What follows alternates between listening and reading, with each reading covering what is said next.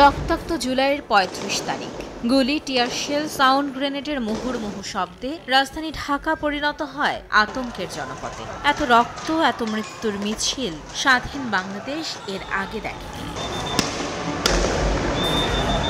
সরকার পতনের এক দফা দাবিতে চলছে অসহযোগ আন্দোলন। স্বৈরাচারের মসনদ ভাঙার শেষ পেরেক ঠোকা হয়ে গেছে ততক্ষণে। মরণ কামড় চালাতে থাকে সরকার ও তার পেটোয়া বাহিনী। সিভিল পোশাকে অনেকের হাতে এদিন দেখা যায় আগ্নেয়াস্ত্র, যা ব্যবহৃত হয় ছাত্র জনতার উপর। সারাদিনের হামলা আর গুলিতে মারা যান শতাধিক মানুষ, আহত হাজার হাজার। পরিস্থিতি নিয়ন্ত্রণে গোটা দেশে অনির্দিষ্টকালের জন্য কারফিউ জারি করে সরকার। ঘোষিত হয় ৩ দিনের সাধারণ ছুটি। আবারও বন্ধ করা হয় সামাজিক যোগাযোগ মাধ্যম।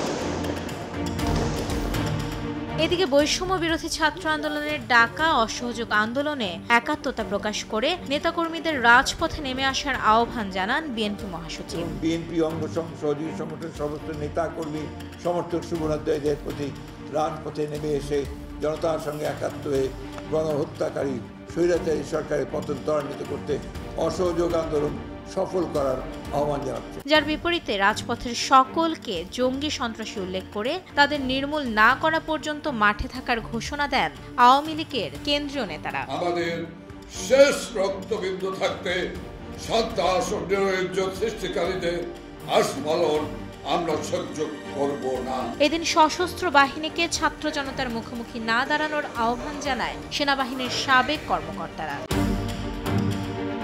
এছাড়াও বাংলাদেশে চলমান বেদনাদায়ক সহিংসতা অতিসত্বর বন্ধ করতে হবে বলে বিবৃতি দেয় জাতিসংঘের মানবাধিকার বিষয়ক কমিশনের প্রধান ফলকার তুর।